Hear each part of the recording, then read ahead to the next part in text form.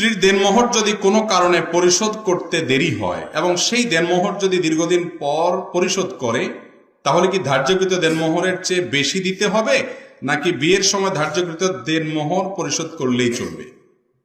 গুরুত্বপূর্ণ প্রশ্ন।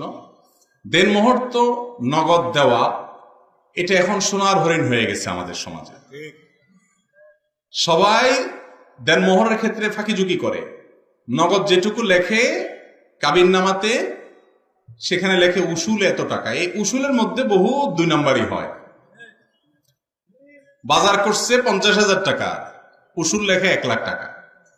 বিয়ের অনুষ্ঠান, মেয়ে পক্ষ লজ্জা শরমে কিছু বলতেও পারে না যে কোনটা কত দিয়ে কিনছেন, হিসাব দেন, ভাউচার জমা দেন, এটা বলতেও পারে না। এই সুযোগে ছেলে পক্ষ মিথ্যা কথা লিখে দেয়, 50,000 1 লাখ বানায় দেয়, 1 লাখে 2 লাখ বানায় দেয়। আছে না নাই? যারা এগুলো করবেন দুনিয়াতে হয়তো পার পেয়ে যাবেন, কিয়ামতের ময়দানে স্ত্রীর এই মহারণার টাকা যেটা মিথ্যা লিখেছেন সেটা পরিশোধ করতে, আর মিথ্যার জন্য আলাদা বিচারের মুখোমুখি হবে। খবরদার। এই জন্য আমাদের দেশে মেয়েদেরকে আমরা সব জায়গায় ঠকাই, সব জায়গায় ঠকাই। ইসলাম মেয়েদেরকে রানী বানিয়েছে, রানী, মর্যাদার আসনে বসিয়েছে। বিয়ের মোহরটা জীবনে তো আর দিবেন না।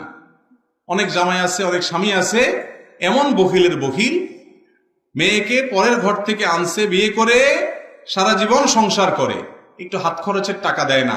তার তো একটু ব্যক্তিগতভাবে খরচ করার শখ আহ্লাদ আছে, তার ভাই বেরাদার আছে, মা বাপ আছে, সে তো উপার্জন করে না। আপনার সংসারের জন্য গাদা খাটনি করে জীবন শেষ করে ফেলে, আপনার ছেলে মেয়ে মানুষ করে, যেগুলো আপনার কাজের লোক নিয়ে করা লাগতো সেগুলো সব সে করে দিচ্ছে, বেচারি কোনো কিছু করতে পারে না। তাহলে আপনার উপার্জন থেকে তাকে কিছু হাত খরচের টাকা দেন, স্বাধীনভাবে কিছু খরচের সুযোগ দেন। সেইগুলো তো পরের কথা। সারা জীবনে একবার দিবেন মোহরের টাকা, সেখানেও 900 করে 10 টাকা দিয়ে বলেন উসুল 20 টাকা, আর বাকি যেগুলা বাকি সেগুলা বাকির নাম ফাঁকি। মহারণা যা ধার্য করা হয়েছে তা হুবহু পাই পাই করে হিসেব করে স্ত্রীকে বুঝিয়ে দিয়েছেন। যে সমস্ত বীর পুরুষ আছেন, হাত তোলেন। দেখছেন কয়টা বীর পুরুষ এই মজলিসে? গণা যাবে মোট 50-60টা বীর পুরুষ। আর বাকিগুলা বিয়ে করেন নাই, বেঁচে গেছেন।